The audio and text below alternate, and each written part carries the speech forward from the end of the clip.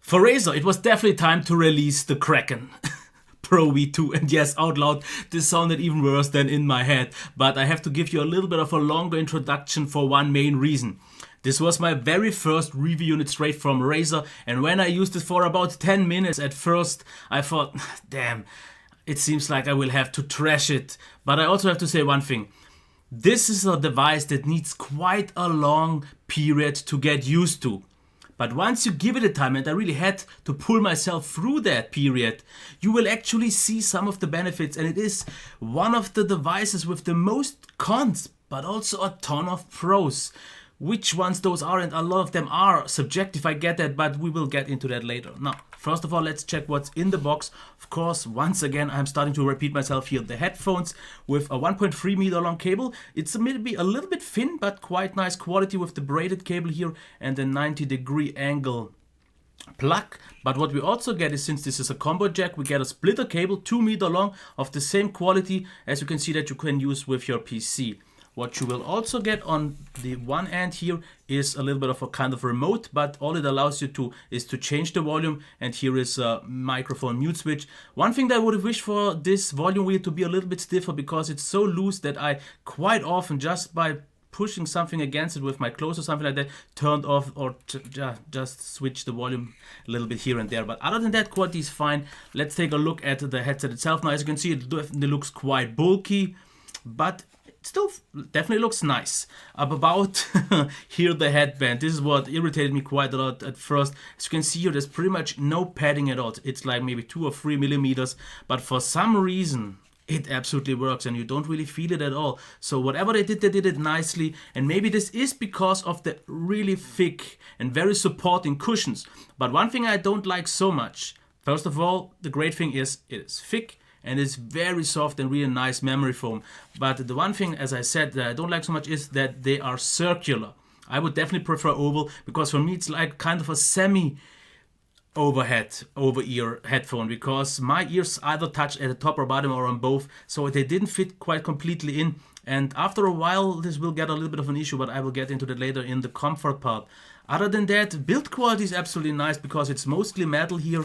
As you can see, aluminum frame. There is a little bit of plastic here and there, but it feels absolutely solid, doesn't really creak, nowhere near like the Razer Manowar did. So here all is fine. We have a fully retractable microphone, which is something that I definitely like a lot, because you can easily just put it away if you don't need it, which will be the case for me, at least in most situations. Now, I'd say let's talk about the comfort then. And I have a little bit of a mixed feeling here, because I definitely like how soft it is, that you don't really feel the headband. And due to this actually advantage of the circular ear cups, you can push it a little bit more towards the back, like I prefer it, which a few people have a problem with, or just put it on the top. And actually, I think they don't look all that bad. They look still a little bit bulky, but they are comfortable, because the ear cups are so thick and nice with really nice memory foam, so they also sit quite well. They wobble a little bit because the cushioning being so thick, but the overall fit is quite secure. Maybe they will tend to slide a little bit towards the back if you have to complete lead back, but in just a normal position, absolutely not a problem. And I like the comfort. The pressure on your jaw definitely isn't all that bad, but what I noticed after having them on for hours and hours, that due to the ear cups pushing on my ears, it started to hurt just a little bit on the ears.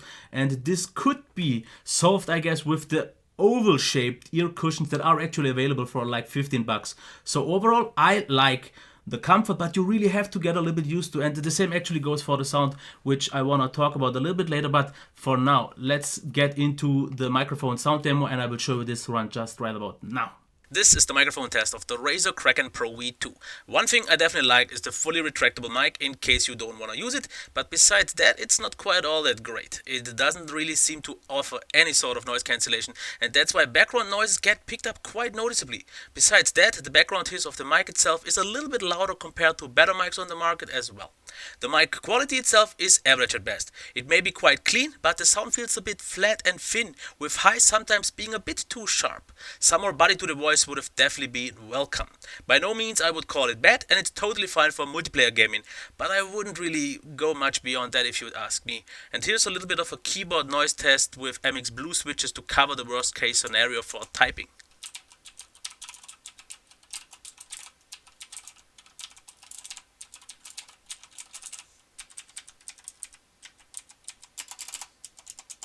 Okay, you heard the microphone, nothing really to add here any further, so let's just put it in and talk about the sound here, first of all, for gaming. And the one thing that I have to say is it has the name Pro in it, but I wouldn't really feel it like being suited for pro gaming, competitive gaming, because I just missed way too many details, because the soundstage is very small, doesn't feel open at all, and the noise isolation is great, so you are very immersed, which is definitely nice. And you don't really hear that much all of your surroundings won't hear you, but the sound was a little bit claustrophobic for me, and it was very bass heavy. But it's not like the bass is super tight and super precise, it's just a little bit thick and a little bit dark, which definitely has something to it, but it's not really precise, and definitely because it's bleeding also into the mids a little bit, with the highs being a little bit recessed, I definitely missed out a lot, and I've noticed this on action games. I have to say, on action games it sounds really great because you have the really nice pumpy bass. It's not boomy, not particularly boomy, but it's also not punchy, but it has something really nice to it, and you have to kind of hear it on your own to get what it is, because it sounds completely different from what all the headsets that I've used in the past in terms of bass. It is definitely a warm, thick and heavy bass, but it has definitely something to it. The mids are okay, and especially bombs and explosions and all that make a great experience, but if I play racing games where I need to hear some engine things and maybe the tarmac and similar things, or if I have shooters, you hear the footsteps, but since it is a little bit overshadowed by the whole bass and mids with the heavy action based or action focused sound, you don't really have the chance to focus properly on them, so I don't think it's really all that great for competitive gaming. If you are a fun gamer that wants to have action games all the time, this makes definitely sense, but for competitive gaming, for precise gaming, if you want all the details, the clarity with an open sound system, this is not quite it. So it really has to fit your needs. Now, about the audio for music, and I keep this a little bit short because someone had already a little bit complaints. It's a gaming headset. Why do you talk about music? Why do I? Because it's very important for me, after all, to have a nice all-rounder. And I wouldn't call this all that much of a all-rounder, especially not an audiophile headphone, because, like I said, bass is definitely too much. The mids are good, and the highs are a little bit recessed, and it definitely sounds completely different to compared to everything that I've used in the past, because it's a very, like I said, claustrophobic sound set, and it has definitely some benefits, and it can sound great, but you have to just get used to a very closed sound stage with a very thick sound. It's just not super precise, it's not super detailed, and a little bit overshadowed in terms of the rest, and that is something that you have to make your mind up for. Now, let's get into the pros and cons. And yes, don't get shocked. Don't get worried. There is a lot of both sides, and a lot of the negative stuff isn't maybe all that important. Now, let's cover one thing. Solid build, absolutely no problem here. Really, really well done. Very comfortable. Maybe not always, but still a good fit, absolutely no problem. Oval ear cushions are optional for about $15, and this is definitely one thing that I would consider getting. Super soft ear cushions, absolutely. Feel way lighter than they are, with about, I think, 318 grams. They don't really feel that heavy at all. Great pumpy bass. I definitely like that, especially if you maybe listen to some music with a lot of nice punchy bass, like maybe dubstep or similar, or games with a lot of action. This is actually really nice. Good mids, good highs. Very good for games, especially, as I said here, for action games, because here it really knows to deliver. Fully retractable mic, I definitely like that because it's not in the way, and extension splitter cable included. Now, let's talk about the negative stuff. Circular ear cushions by default, of course, that is personal preference, that's why it's in brackets. I would have preferred the oval ones, but you can get them. $15 isn't all that much. Ears start to hurt slightly a bit with time. Like I said, since it doesn't go completely over my ears, it touches, and therefore with time it could hurt, but if your ears maybe fit in properly, it's not that big of an issue, no problems here at all. Like I said, the volume control a little bit too effortless, a little bit stiffer would have definitely been nice. Bass overshadows the mids and highs, slightly recessed highs, very thick and dark sounding, small sounders. So as you can see, there is a lot. All of these is kind of one thing, the bass and the small sounders with a very thick sound. That is pretty much one negative. That doesn't even have to be a negative if you like that kind of sounding. And I guess if you have already heard the Kraken before, you already know kind of what it is, but it definitely doesn't sound like the Man of War at all.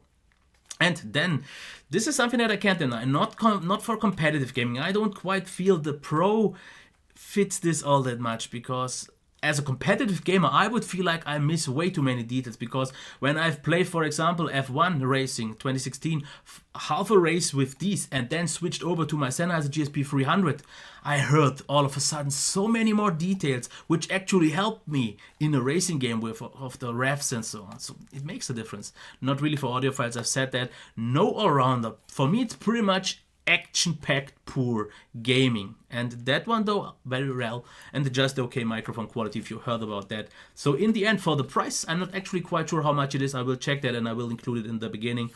But if you are into action-packed gaming, and if you like the Razer brand, and if you have them maybe once on your ears and you find them to be comfortable, it's definitely not a bad headset.